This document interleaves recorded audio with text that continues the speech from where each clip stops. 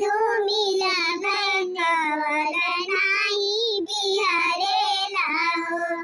सोने के खड़वा परी राजा दशरथ चुटुरा चुटुरा चल बेलिया तारा ठोड़ा भइले हो।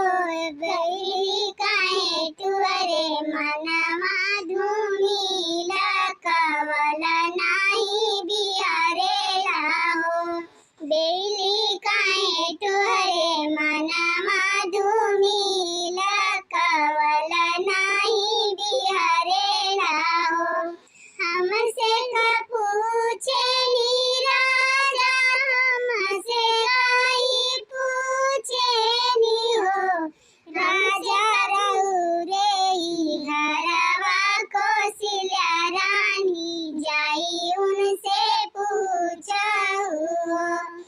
राजा रउरे घरवा कौशल्या रानी जाई उनसे पूछहु हो। सोने के खड़वा राजा दशरथ रानी के महल गइले हो। राजा गोड़े मुड़े ताने ले चदरिया नीनरी नायावेले हो। सोने के खड़वा राजा दशरथ रानी के महल गइले हो। राजा गोड़े मुड़े ताने ले चदरिया नीनरियो नायावेले हो। बैठी जगावे